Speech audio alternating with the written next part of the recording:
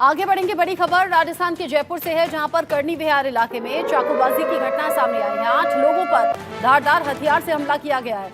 सभी लोगों को अस्पताल ले जाया गया। पुलिस ने 2 आरोपियों को भी इस मामले में गिरफ्तार कर लिया है।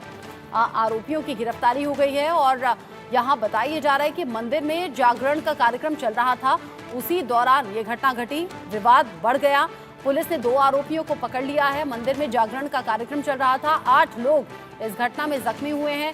राजस्थान के जयपुर में करनी विहार इलाका है, जहां पर यह जागरण हो रहा था। ऐसे में 8 लोगों पर धारदार हथियार से हमला किया गया। सभी को जख्मी स्थिति में अस्पताल पहुंचाया गया। हमला करने वाले जो लोग थे उन तक भी पुलिस पहुंची है। 2 आरोपी अब तक धरे गए हैं। इस घटना के बाद सवाल तमाम तरीके के उठ रहे हैं। जागरण कार्यक्रम चल रहा था, तमाम लोगों की भीड़ वहां पर मौजूद थी। अचानक से कुछ लोग आते हैं, हमला किया और फिर 8 लोग इस धारदार हथियार से किए गए हमले में बुरी तरह से जख्मी हो गए। आनंद फानन में उन्हें अस्पताल पहुंचाया गया। इससे पहले भी राजस्थान में अलग अलग हिस्सों में इस तरह की घटनाएं सामने आ चुकी हैं। रजाउल्ला खान जो कि ग्राउंड जीरो पर पहुंचे, रिपोर्ट एक फाइल की है। देखिए इंडिया न्यूज संवाददाता की ये रिपोर्ट। राजधानी जयपुर के करनी विहार इलाके में स्थित शिव मंदिर में इस वक्त हम मौजूद हैं, जहां पर देर रात को जागरण कार्यक्रम के दौरान जो चाकूबाजी का बड़ा मामला है वो यहां पर सामने आया है। जिसके बाद सुबह से लगातार चाहे से राजनेता हों, चाहे से स्थानीय लोग हों या फिर जो आरएसएस के पदाधिकारी हों, वो तमाम लोग सुबह से यहां पर मौजूद हैं और लगातार पूरे मामले का जो फीडबैक है वो प्रशासन से लेते हुए नजर आ रहे हैं। आइए कुछ लोग हमारे साथ में मौजूद है, उन लोगों से हम बात करना चाहेंगे। वैसे रात को कितने बजे का घटनाक्रम है और क्या कुछ कार्यक्रम यहाँ पर चल रहा था?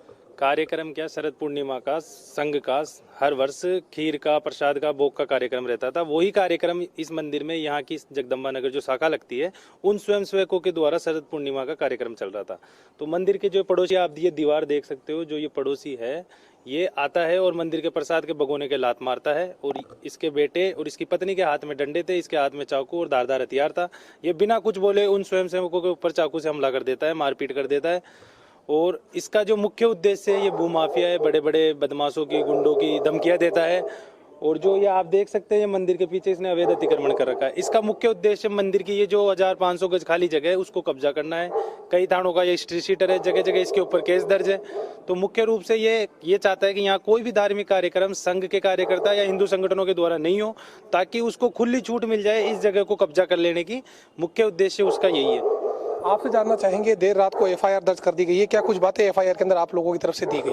हमारे द्वारा तो यही कहा गया है कि आप जो हमारे अज्ञात व्यक्तियों ने, 3 तो वो हैं, उसके अलावा 10-5 जने जब उन्होंने फोन करके बुलाया हम पे हमला करने, वो भी बाहर खड़े थे, तो उनको आप गिरफ्तार करिए। और प्लस जो मंदिर की सुरक्षा की व्यवस्था की, जो आज एक आदमी इस मंदिर में भी सुरक्षित नहीं है, रोड पे तो हमला होता है, होता रह रहा है, लेकिन हम जब मंदिर में बैठ के शांतिपूर्ण बैठे बैठे व्यक्तियों पे अत्याचार हो रहा है और हमला हो रहा है, तो क्यों ना उसके लिए कुछ किया जाए और क्यों ना आप उनको गिरफ्तार करके और हमें सुरक्षा प्रदान करें। और जो हमारे ये कमरा है, ये कमरा मंदिर के द्वारा ही बनाया गया था, उसका यहाँ से गेट बंद करके अंदर से गेट निकाल के उसमें कब्जा कर लिया। इधर आप देख सकते हैं, ये जो बाउंड्री बना रखी है लोहे इसकी पत्थरों की, उसको टेरिटरी वो अपनी मानता है कि ये मंदिर की नहीं, ये मेरी जमीन है, जबकि उसकी बाउंड्री वो है। उसके बावजूद भी इस पे भी कब्जा मानता है, इस पे किसी को कुछ नहीं देता।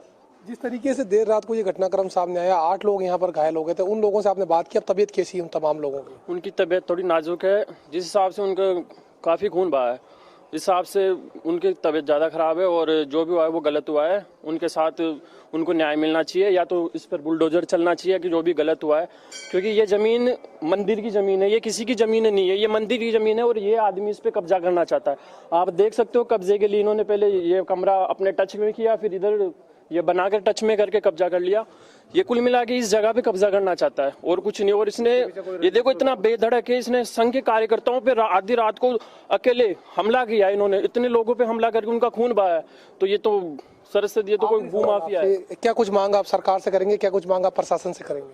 नहीं, हमारी मांग इतनी है कि ऐसे भूमाफियाओं को जो संरक्षण प्रशासन के रूप में मिल रहा है या कहीं से भी मिल रहा है, उन पे उचित कार्रवाई की जाए। इसके अलावा जो हमारे ऊपर अत्याचार कर रहा है, उनको आप गिरफ्तार करके हमें संरक्षण प्रदान करें। और ये जो जगह बिना मतलब के जो दबाई हुई है उसको तो कम से कम सरकार के द्वारा है ना इसको हटा के और मंदिर के प्रांगण में दी जाए। तो ये थे हमारे साथ में वो लोग जो रात को यहाँ पर मौजूद थे और इन्होंने बताया कि किस तरह का घटनाक्रम देर रात को यहाँ पर सामने आया, जिसके बाद फिलहाल बाप बेटे सहित जो पत्नी है उन पर गंभीर आरोप लगाए गए हैं। सरकार, प्रशासन और शासन से ये मांग की गई है कि जिस तरीके से मंदिर की जमीन पर अतिक्रमण भू माफिया की तरफ से किया गया है, इस अतिक्रमण को ध्वस्त किया जाए, बुलडोजर की कार्रवाई यहाँ पर की जाए। बहरहाल सरकार और प्रशासन इस तरफ तवज्जो देती है या नहीं देती ये तो फिलहाल वक्त ही बताएगा, लेकिन जिस तरीके से देर रात को घटनाक्रम सामने आया, तकरीबन 8 जो आरएसएस के कार्यकर्ता है वो पूरे मामले के अंदर घायल हो चुके हैं, जिनका ऐसे अस्पताल में इलाज व दस्तूर जारी है। सहयोगी कैमरामैन तनुज के साथ मोहम्मद रजाउल्लाह, इंडिया न्यूज, जयपुर। आगे बढ़ेंगे, दिल्ली के सागरपुर इलाके से बड़ी खबर मिल रही है इस वक्त। कैलाशपुरी